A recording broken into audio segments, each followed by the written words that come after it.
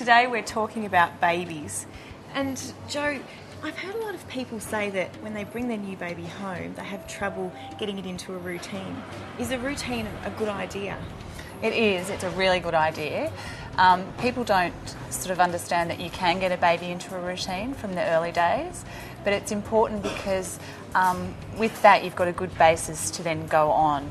So the most important things for babies are sleeping, feeding, and a little bit of activity.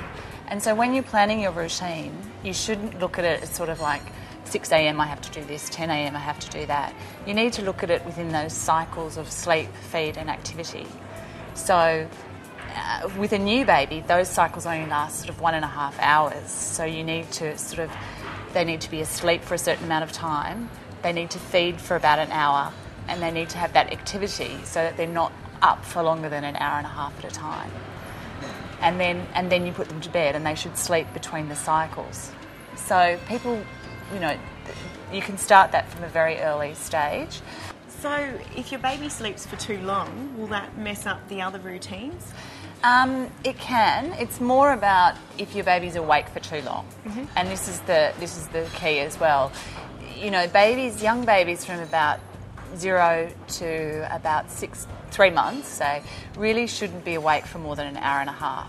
So all your activity, including your feeding and your nappy changing and your bathing and any sort of play that you might do, has to happen within that hour and a half.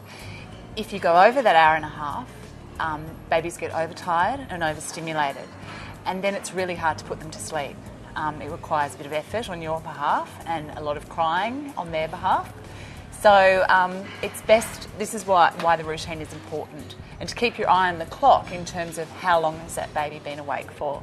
So and also to remember that if you're doing activities, like bigger activities like leaving the house or going in the car or even in the pram, that the baby is being stimulated a lot more than they would be if they were just at home.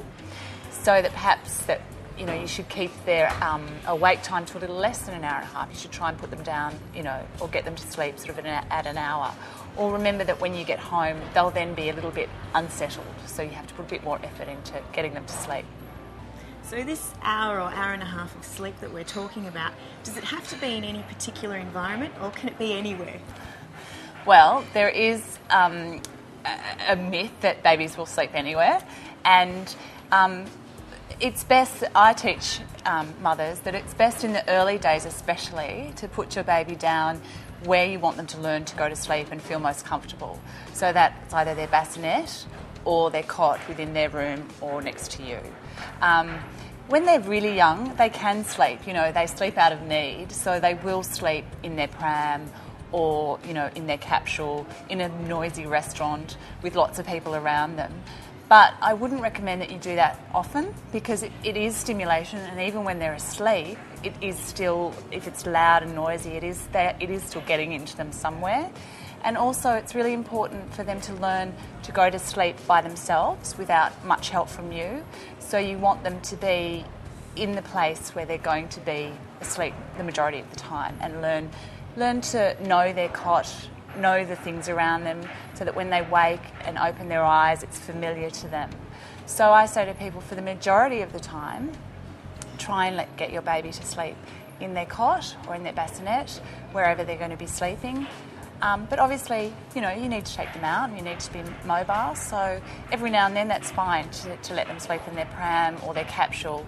But you might notice that as they get older, they'll less and less want to sleep in those other things because they're uncomfortable. As the baby gets bigger, they're uncomfortable, they're hot, they're noisy, so they won't ever sleep very well. And I've seen when I go to a few friends' places and they've got babies, they've got all those toys and things they can tap above their cradle and so forth. Is that a distraction for a baby when it's going to sleep? It is a distraction. I think mobiles and pictures and all those things are fantastic. But I try to encourage people to put them over their change tables or away from their cots, just because it's all stimulation. So you don't want them staring and getting excited at the mobile above them. What you want them is to be calming down and relaxing, and so staring off into sort of space, which is what they do, is better for them to go to sleep. Joe, can you explain to me why a baby always goes to sleep when you move them?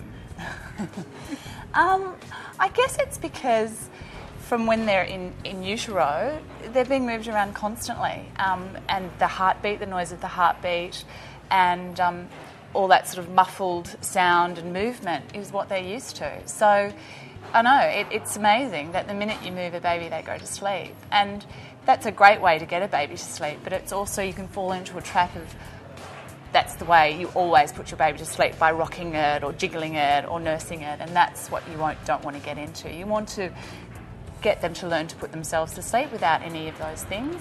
But occasionally, yes, you know, if they're overtired and they're crying, then that's a really good way to get them to sleep. If you have any more questions for Jo, don't hesitate to contact her on the email address below.